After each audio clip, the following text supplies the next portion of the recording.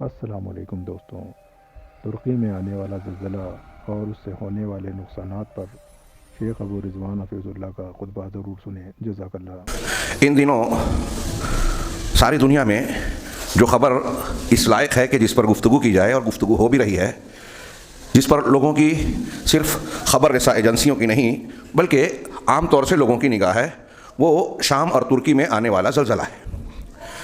اسی ہفتہ وہاں یکے بعد دیگرے زلزلے کے کئی جھٹکے آئے اور دیکھتے ہی دیکھتے ایک ہی لمحے میں کئی ہزار لوگ لقمہ اجل بن گئے، اس دنیا سے رخصت ہو گئے۔ ایسے ہی جیسے ایک وقت میں ایک آدمی کی جان جاتی ہے، مرتا ہے، بیک وقت ایک ہی علاقے کے شام اور ترکی کا جو ملا ہوا حصہ ہے وہاں ہزاروں لوگ، آج کے ابھی اخبار کی ہیڈنگ دیکھ کر آ رہا ہوں کہ ملبے سے ملنے والی لاشوں کی تعداد 16,000 سے تجاوز کر چکی ہے۔ 11,500 یا اس سے زیادہ عمارتیں ڈھہ گئی، اور جیسے جیسے ملبے ہٹیں گے لاشوں کی تعداد بڑھتی جائے گی۔ یہ بالکل واضح بات ہے، بہت سارے لوگ موت کے گھاٹ اتر گئے، ایک بڑی تعداد بے گھر اور بے خانمہ برباد ہو گئی، اور پھر املاک اور علاقے میں جو دوسری چیزیں ساری کی ساری تباہی کا شکار ہو گئی۔ اب مزید جو ہے وہاں برف باری ہو رہی ہے، سردی کی لہریں جو ہے لوگوں کو الگ تباہی کے دہانے پر پہنچا رہی ہیں۔ امدادی ارکان اور امدادی سامان یا انتظامات ایک دنیاوی اعتبار سے انسان یا لوگ جو کر سکتے ہیں وہ کرتے ہیں، لیکن کیا آپ اور ہم اندازہ لگا سکتے ہیں، یہ اچھی طرح اندازہ لگا سکتے ہیں کہ یہ امداد اللہ رب العالمین کے اس واقع حادثے جو اللہ کی طرف سے نازل ہوا اس کے مقابلے میں کیا حیثیت اور درجہ رکھتی ہے؟ غور سے دیکھیے، ایک ایمان والا شخص، صاحب ایمان، ایسے واقعات کو عام لوگوں سے ہٹ کر دیکھتا ہے، عبرت کی نگاہ سے، غور و فکر کے اعتبار سے، اور اس میں ایمانی تأملات اور غور و فکر کرتا ہے۔ ایمان والا قرآن و سنت کی روشنی میں، اس کے ضوابط کی روشنی میں ایسے واقعات پر نگاہ ڈالتا ہے، اور عبرت و ہدایت اللہ کی طرف سے، رسول صلی اللہ علیہ وسلم کی طرف سے جو ہدایات دی گئی ہیں اس کی روشنی میں درس حاصل کرنے کی کوشش کرتا ہے۔ کیا ہمارا اور آپ کا بھی یہی معاملہ ہے؟ یہ کوئی چھوٹا موٹا واقعہ نہیں ہے۔ تھوڑی دیر کے لیے تصور کیجئے کہ ہمارے شہر میں یہ واقعہ ہوا ہوتا، ہاں، پورا کا پورا شہر تباہی کے دہانے پر پہنچ جائے، بڑی تعداد موت کے گھاٹ اتر جائے، جو زندہ بھی ہیں اس میں کچھ زخمی، کچھ پریشان، کچھ اپاہج ہو جائیں، ملبے کے نیچے دب کر کسی کا ہاتھ ٹوٹ گیا، کسی کا پیر ٹوٹ گیا، ہمارے کاروبار تباہ و برباد ہو گئے، اور آمدنی کے ذرائع موقوف ہو گئے، بال بچے، کوئی اگر کچھ زندہ بھی ہیں تو کوئی ایسا شخص زندہ ہے جس کے والدین نہیں ہیں، کوئی والد زندہ ہے تو باپ، بیوی، بچے فلاں اور فلاں غائب ہو گئے، کوئی چھوٹا بچہ ہے، ملبے میں ایک ایسی عورت بھی دبی رہی کہ وہ حاملہ تھی، اس کی ولادت ہوئی بچے کی، وہ خود مر گئی، بچے کو نکالا گیا۔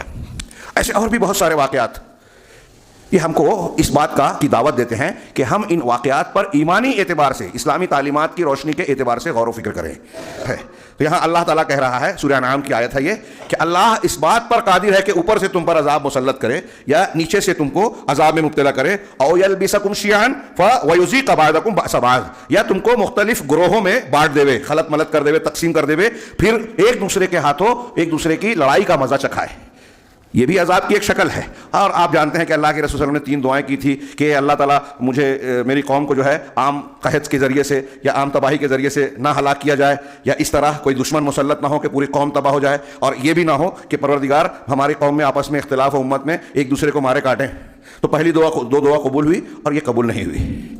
اس کے بارے میں بھی بخاری میں حدیث ہے، اس آیت کے پہلے حصے کو اللہ کے رسول صلی اللہ علیہ وسلم نے فرمایا قل هو القادر علی ان یبعث عذابا من فوقکم، تو اللہ کے رسول نے اتنا پڑھنے کے بعد کہا اعوذ بوجہک، اے اللہ میں تیری وجہ کے ذریعے اس سے پناہ مانگتا ہوں، او من تحت ارجلکم، یا تمہارے پیروں کے نیچے سے پروردگار عذاب تم پر لے آئے، تو اللہ کے رسول نے کہا اعوذ بوجہک، تیری وجہ کے ذریعے پروردگار میں پناہ چاہتا ہوں۔ پھر جب تیسرا جملہ پڑھا کہ او یلبسکم شیعا ویذیق بعضکم بأس بعض، بعض کو بعض کی سختی کا مزہ چکھائے، ایک آپس میں اختلاف پیدا کر کے، تو اللہ کے رسول نے کہا کہ یہ اہون ہے۔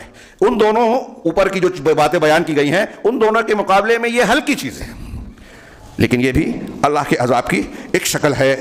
اب غور کیجئے، اس آیت کے اخیر میں اللہ تبارک و تعالیٰ نے بیان کیا کہ انظر کیف نصرف الآیات لعلہم یفقہون، آپ یہ دیکھیے کہ ہم کس طریقے سے اپنی نشانیوں کو بیان کرتے ہیں تاکہ لوگ سمجھیں، فقہ حاصل کریں۔ کیا سمجھیں؟ اللہ تبارک و تعالیٰ کی پیدائش پیدا کرنے کی حکمت کو سمجھیں، اس کائنات کی حقیقت کو جانیں، اللہ کی قدرت تامہ اور اپنی بے بسی اور حقیقت کو سمجھیں، تاکہ لوگ سمجھیں کہ اللہ تعالیٰ نے ہم کو اور آپ کو کیوں پیدا کیا۔ اس لیے پیدا نہیں کیا کہ دنیا میں کھانے پینے کی جانوروں کی طرح صرف اسی پر اکتفا کریں، اس لیے پیدا نہیں کیا کہ دنیا میں مست ہو کر اللہ اور آخرت کو بھول جائیں، بے مقصد اللہ نے پیدا نہیں کیا۔ مقصد اس یہ ہے کہ تمہاری آزمائش کرے, مقصد یہ ہے کہ تم توحید اور اس کے تقاضوں پر پورے اترو, شرک اور شرک کے مخالفین کا رد کرو. جانوروں کی طرح کھانا پینا, زندگی گزار دینا, اپنے بال بچوں میں مست رہنا, یہ زندگی انسان کی یا مومن کی نہیں ہے. سمجھو پروردگار نے تم کو کیوں پیدا کیا. جس دنیا اور دنیا کے چکر میں تم بھیڑے ہوئے ہو, آن کے آن میں اس طرح تباہ ہو سکتی ہے. اوپر سے نیچے سے عذاب آئے, جس کو تم نے سال ہا سال کی محنتوں سے بنایا ہے, اپنا گھر بار کارخانہ سب تباہ ہو سکتا ہے. تو غور کیجئے, ایسا جو ترکی اور شام میں آیا وہ ہمارے گھروں میں بھی آ سکتا تھا اور آ سکتا ہے.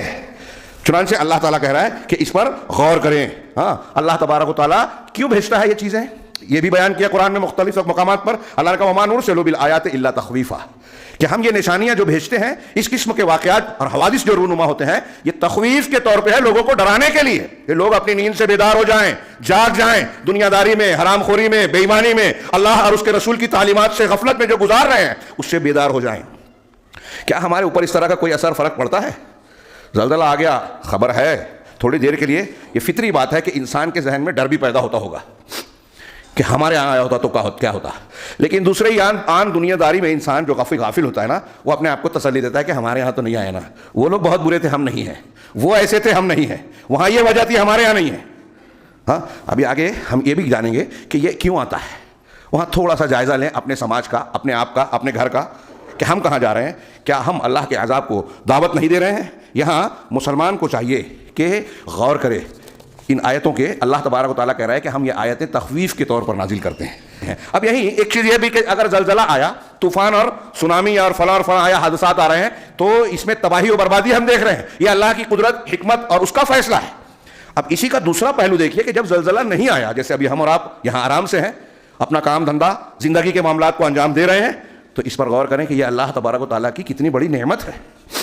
قرآن میں اللہ تعالیٰ نے مختلف مقامات پر اس نعمت کا ذکر کیا.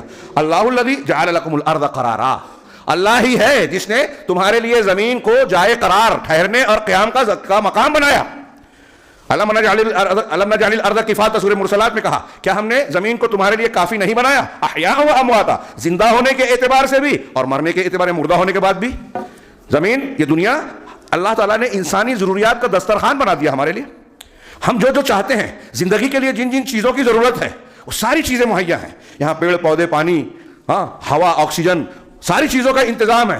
ہمارے رہائش کے لیے عمارتی اسباب کا انتظام ہے. ہم کو عقل دی, ہم اس سے عمارتیں بناتے ہیں. میاں بیوی اور بال بچوں کا سلسلہ, یہ بھی ہمارا انتظام ہے دنیا میں, اللہ تبارک و تعالیٰ نے کر رکھا ہے. کھانے کی چیزوں کا, سبزی, غلہ, پھل پھول اور نہ جانے کیا کیا. بیمار پڑتے ہیں تو دواؤں کا سلسلہ, سواری کے لیے سواری کے اسباب, پہلے جانور تھے, اب جانوروں کے علاوہ مشینیں بھی ہیں. ساری چیزیں اللہ نے مہیا کی ہے, اور مر گئے تو اسی میں دفن ہونے کا انتظام بھی ہے, لاش بھی ٹھکانے لگ جاتی ہے. زمین کو اللہ تعالیٰ نے ہماری ضروریات کا پورا انتظام کے ساتھ, جو ہے اہتمام کے ساتھ تیار کر کے ہمیں دیا ہے. کتنی بڑی نعمت ہے. ہم اس پر کھا رہے ہیں, پی رہے ہیں, چل رہے ہیں, سو رہے ہیں, اپنی ضروریات پوری کر رہے ہیں, لذتیں حاصل کر رہے ہیں. کیا ہم اللہ کی ان نعمتوں کی قدر کرتے ہیں؟ ایک پہلو یہ کہ اللہ ان نعمتوں کو چھین لے, زلزلہ, طوفان, سونامی لا کر جو ہے ہم کو یکلخت تباہی اور بربادی کے منہ میں ڈال دے. اور اس تباہی اور زلزلے سے پہلے یہ قابل غور بات ہے کہ ہمارے لیے پروردگار نے اتنی بڑی اور شاندار نعمت عطا کی. کیا اللہ تبارک و تعالیٰ نے یہ سکون اور قرار اگر نہیں دیا ہوتا تو ہم یہاں آرام سے جی سکتے تھے, چل پھر سکتے تھے, پیڑ پودے اگا سکتے تھے, زمین کے اندر پانی کا ذخیرہ نہ ہوتا, ندی, نالے اور دیگر اسباب نہ ہوتے, تو کیا ہم اپنے پینے کی, نہانے کی اور پانی کی دیگر ضروریات کو پورا کر سکتے تھے؟ ہم اور ہمارے جانور جی سکتے تھے؟ جانور نہیں جیتے تو ان کا دودھ, گوشت بھی نہیں ملتا. کیا یہ چیزیں قابل غور نہیں ہیں کہ یہ سارے انتظامات کس نے کیے, کیوں کیے, کتنی بڑی نعمت ہے, اور اس کے ان نعمتوں کا انتظام کرنے سے مقصد کیا ہے؟ ہمارا امتحان ہے. ہم ان نعمتوں کی شکر گزاری کرتے ہیں یا نہیں کرتے ہیں؟ ہاں. السلام علیکم. ویڈیو پسند آنے پر اپنے دوستوں کے ساتھ واٹس ایپ اور سوشل میڈیا پہ ضرور شیئر کریں. شرک، بدعت اور گمراہی سے باخبر رہنے کے لیے اہل حدیث علماء چینل کو ضرور سبسکرائب کریں. جزاک اللہ.